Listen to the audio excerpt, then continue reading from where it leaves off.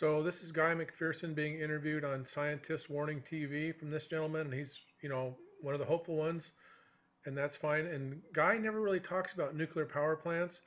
He concentrates on the warming of the atmosphere, and crops are going to fail.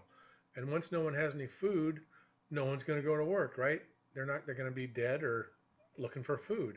So all the power plants will melt, the nuclear power plants. You don't even think that a few people seeking refuge in the Arctic or Antarctic is possible, given the possibility that the heat engine will collapse. And I see what you're saying, that the planet will heat a little bit more. You don't think we could survive and maybe survive a little bit wiser? The planet won't heat a little bit more. The planet will heat a lot more when we lose the aerosol maps. It's a huge, huge increase in temperature in a span of 6 weeks or so. So that's a big deal. If there are people alive in 7, 8 years, I suspect the living will envy the dead. The living will be immersed in ionizing radiation from the 450 and change nuclear power plants that melted down. The ozone will have been largely stripped away. Perhaps the entire atmosphere is going to go in the not too distant future because of the meltdown of those nuclear power plants. Those people who are surviving will be alternatively starving to death, freezing to death, overheating, trying to find safe water to drink, and so on. And it doesn't look like a very pleasant place to be, this planet, if we allow those nuclear power plants to melt down catastrophically. By the way, according to the recent ex-head of the United States Nuclear Commission, JASCO, a guy named JASCO, it takes 50 or 60 years to properly decommission a single nuclear power facility, should we be interested in taking the time and money to do it. We're not doing that with any of them. The technology in place now is not one where if there's a power outage, if the power fails, it automatically goes to a safe state? Oh no, the generators kick on, and when the generators run out of fuel or they get overwhelmed with waves like they did at Fukushima, that's done. That's it. And then we have 2 or 3 of the cores from Fukushima going China syndrome all the way into the bedrock of the planet. Mm-hmm. And we're facing that sort of future with every single one of those. So even this relatively smart gentleman that's interviewing him has no idea how nuclear power plants work. He thinks that the nuclear power plant will generate energy for itself and keep itself safe, which we know is untrue. Most nuclear power plants are connected to a coal plant, which is the fallacy of no carbon. It's ridiculous that people say nuclear power plants do not use carbon.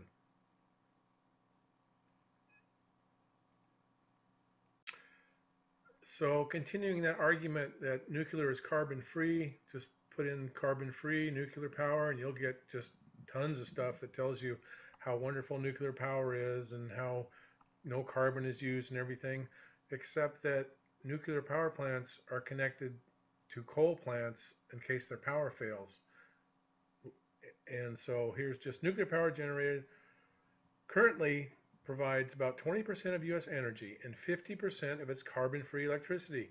So you can see all this nice radioactive corn next to the power plants that everyone's going to get to eat, but they're going to have to drive their car to the market because they don't have nuclear-powered cars.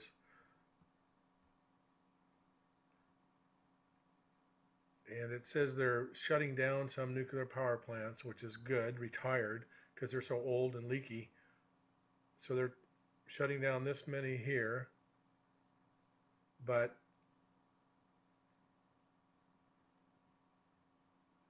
this map shows how many they're building. All the black ones are building. And so there's what? This map's a little old, 2016, but all these plants have to have the uranium dug and processed, and all the cement that's poured into these things, and all the iron. Everybody's going to work every day. The supply chain is hundreds of thousands or millions of people that do stuff. It's not carbon free. So to mine uranium first somebody has to figure out where to go and mine it. Go out there in their car, set up the stakes, figure out stuff, which takes carbon. Then they start digging holes in the ground with all these pieces of equipment. Take it to the processing plant. This is all run by electrical power that is not carbon free. So depending on the depth of the rock containing the uranium, it is mined, open cast, open pit. So you dig a big hole in the ground, or you dig holes in the ground and send people into the holes to get the uranium. It's ground to a fine powder. That must take some energy. And you get a little bit of uranium out of 1,000 tons. You've got to isolate that uranium and get it out of the rock, which takes a lot of energy, all this stuff. Now, then they have a new method, they call it in situ, which means they're going to get it right from where it is in the ground. So they're going to inject these chemical solutions. The chemical solution is injected into a drilled hole in the rock at the periphery of the uranium deposit.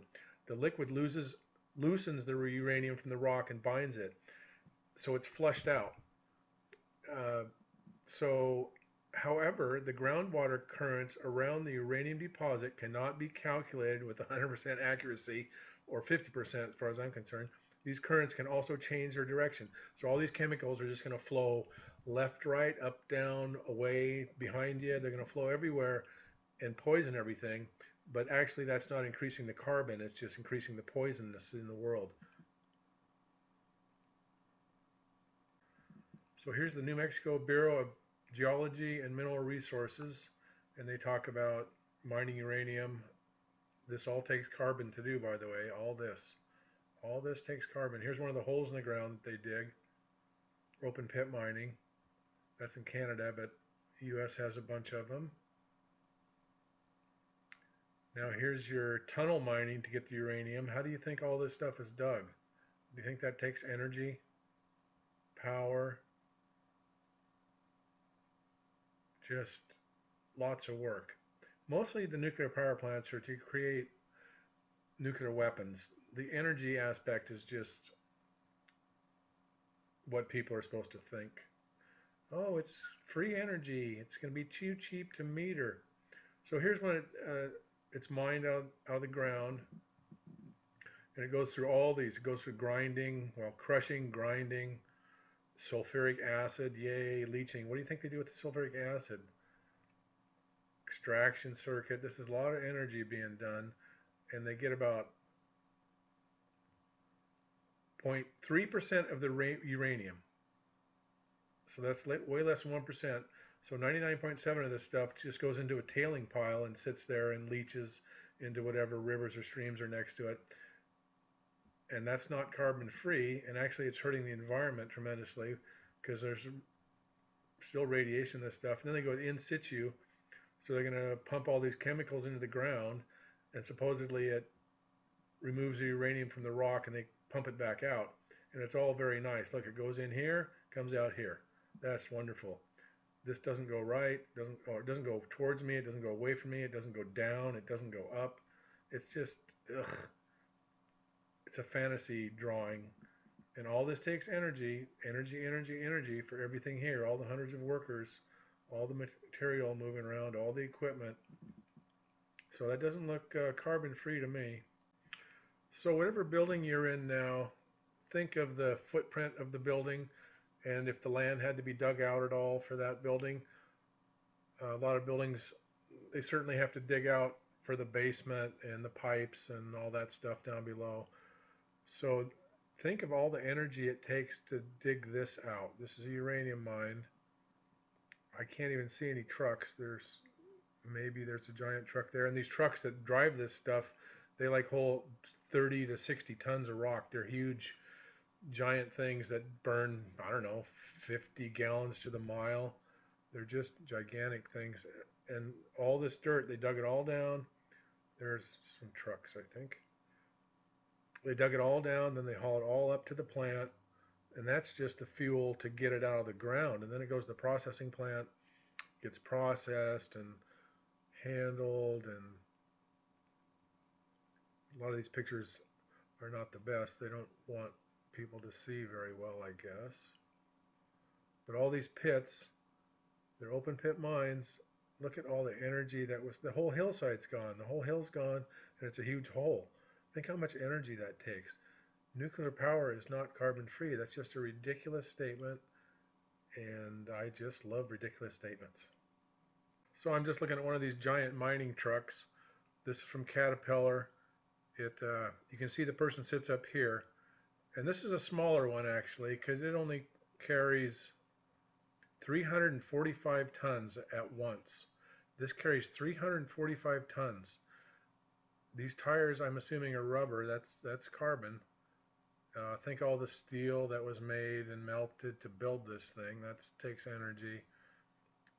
Then I don't know. It doesn't say what it gets per gallon per mile, but I'm assuming it's like, I don't know, 12 gallons to the mile. And so but it's got a 3,000 horsepower engine. That's like a huge engine on a huge boat. Anyway, it is not carbon free. That's my only point here. This is not a carbon free vehicle, and the thousands of trips it makes hauling uranium is not carbon free. All the processing is not carbon free.